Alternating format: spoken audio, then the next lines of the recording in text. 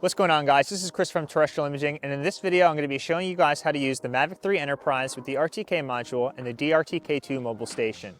So the Mavic 3 Enterprise is the newest drone in the DJI Enterprise lineup and features a 20 megapixel micro four thirds sensor with a global mechanical shutter.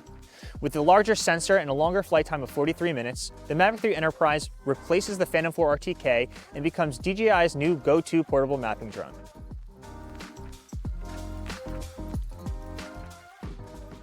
Before we get into setting up the RTK, first let's go over what RTK is and whether or not you actually need it. RTK, or real-time kinematics, is the process of actually correcting your GPS data in real time. When flying with just the drone's GPS, there is a margin of error, but when using RTK, you utilize a second GPS system to correct those errors in real time.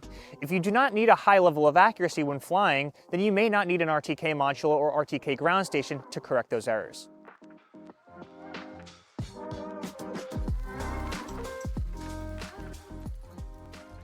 When getting to your job site, the first piece of equipment you should set up is your base station. You want to make sure it has as much time as possible to log GPS data before flying in order to make sure that there's enough data to be used for RTK corrections.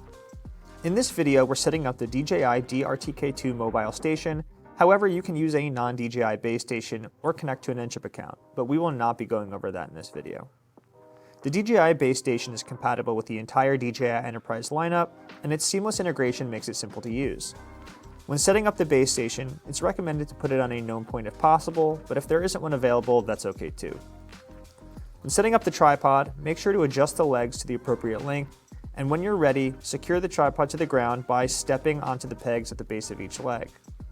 Before moving on to the rest of the setup, check the level on the top of the tripod to make sure your base is as level as possible. Once things look good, go ahead and insert the pole into the tripod, but don't lock it in yet, because we're going to be putting the RTK head on the pole, and we're going to have to power it on before increasing the pole's height. If you already own DJI equipment, then perhaps you already own some WB-37s. You'll be happy to know that the same WB-37s that power some of your controllers or provide them with extra battery are also compatible with the RTK base station. When connecting to the pole, just double check the level on the tripod again, and also reference the level on the RTK head to make sure everything is good. To power on the RTK head, you will hold down the center button for a couple of seconds until the RTK head boots up. Make sure the RTK module is in mode 5 or it won't connect to the Mavic 3 Enterprise.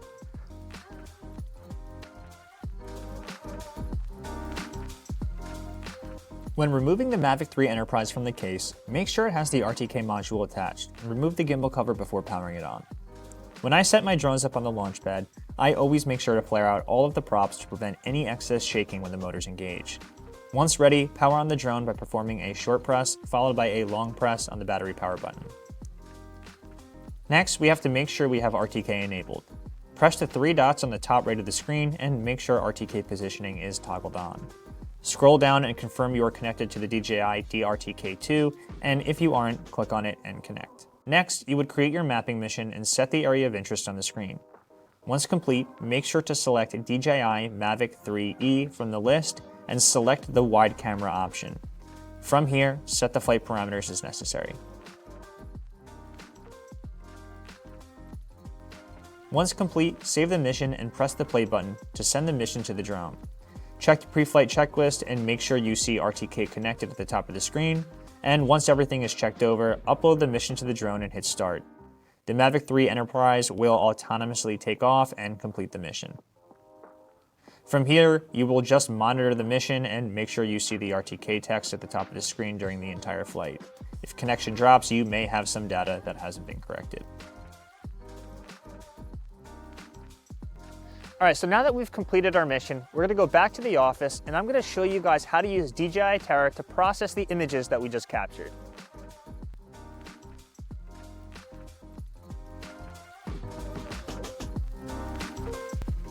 In Terra, you're going to want to have Reconstruction selected on the top left and then hit New Mission on the bottom left. From here, select Visible Light. Next, name your reconstruction, and then we're going to click the folder icon and select the folder that holds all of the images from our drone.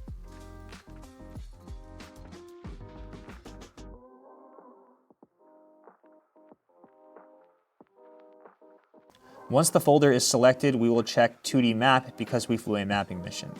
Here you can tweak the settings to your liking, and in advanced settings, you can add known points and adjust further.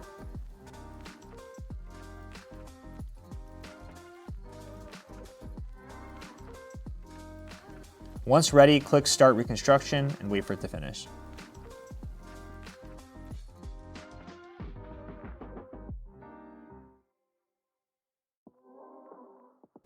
When it's finished, you will see the 2D model overlaid on your map, and you can zoom in and out with ease and change the map view.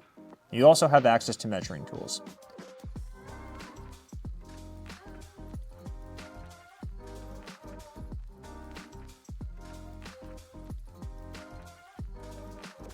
So that's it for this video. Feel free to like, comment, and subscribe, and I'll catch you guys next time.